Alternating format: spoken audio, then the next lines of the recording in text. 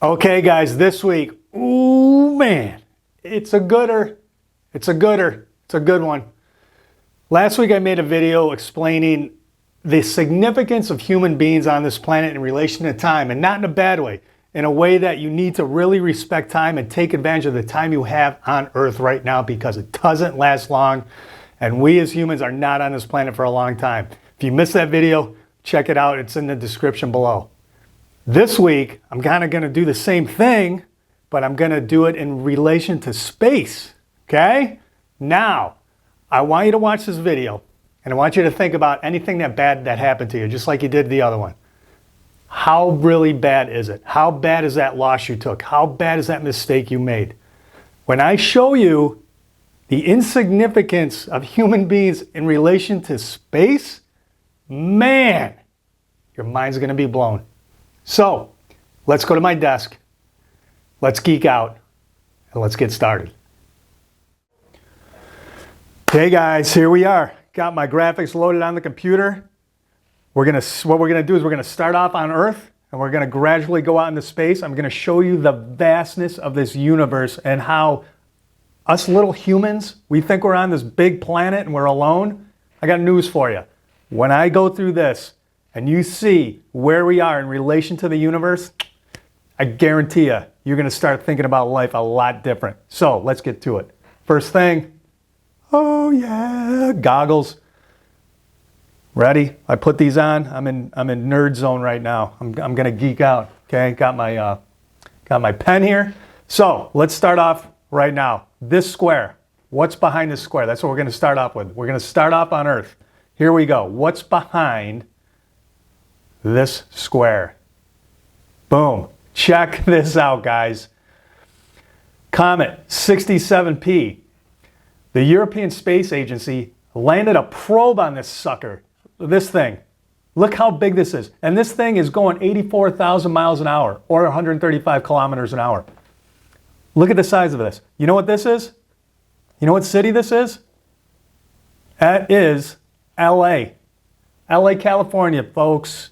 That is how big that comet is. And that is just one of millions and billions of comets and meteors that are floating out in space right now. And that is just to show you in relation how small we are already.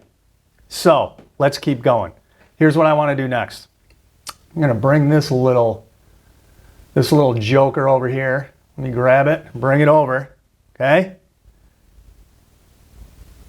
Right. Now, here's me. Here's my little place I live. This picture was taken a while ago when they're doing construction. But here's me. So let's zoom out and see what we got. Here we go. And what do we end up with, people? Oh yeah, the blue marble. Now, for all you freaking flat earthers out there, I really don't know what to say. I mean, you know, just scram. I mean, this is probably way over your head already, but maybe if you stick around, you might learn a thing or two. So, the big blue marble. I'm going to take that off, and let's go to another shot right here. Here it is.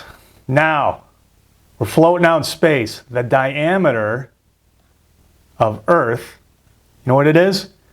7,915 miles wide. That's about 12,800 kilometers. Now, let's keep going. Look at the size of Earth compared to the sun. Here's Earth right down here. This little sucker right here. Right here. That's Earth. Here's the sun. Look how small we are already. Come on. Now let's take a look at this in a different view. Here we are on Earth, right here. From the Earth to the sun, 93 million miles away from the sun. It's about 150 million kilometers. Now what else I want to show you, Mars right here. Mars is about 48 million miles from Earth.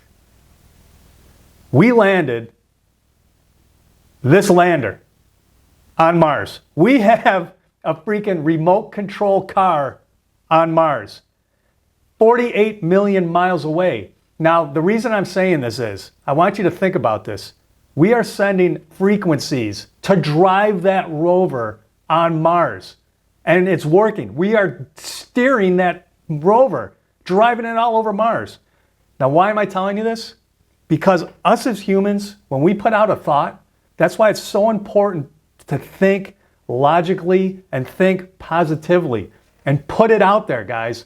Your thoughts are electricity. We are electric. We are made of energy. We put thoughts out there. They're wavelengths. They're frequencies. They're going out in space. Listen, we can send a signal to Mars 48 million miles away and steer a freaking remote control car? You mean to tell me that our frequencies aren't going to the universe and talking to somebody? Somebody's not hearing it and feeding us back? That's why you got to send it out there, guys. Positive vibes, I'm telling you, okay? Now, let's keep going. Okay, let's take a look at the solar system where all these planets are living in harmony, right? I want to bring up this graphic here just so you have something to reference by. The Earth to the Sun, like I showed you before, is 93 million miles away. That's called 1 AU, 1 astronomical unit. 93 million miles. Light travels 186,000 miles a second. A light year is the distance light travels in 1 Earth year. So 1 light year is about 6 trillion miles. Huge, huge, okay? So, with that being said, what some people, most scientists consider the edge of the solar system, where all the dust is, like way out here and all this out here, that distance, the diameter of the solar system, 5.5 trillion miles, or 8.8 trillion kilometers. Massive, guys. Massive. Now, with how big you think that is, I mean 1 trillion miles, think about how big that is. Now, let me show you where the solar system is in our galaxy. So let's go to that one. Okay, so now we went over the solar system. Where is the solar system in relation to our universe, the Milky Way galaxy? Where is it? Well, check this out. I laugh because it's so big you won't believe it. Okay, so here's where we are in the universe. Boom, right here, okay?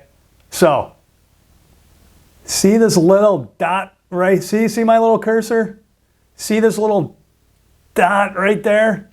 That's where our solar system is. In this box right here. See this box? Right here. In this little tiny dot. Now, how far are we from the center of the galaxy?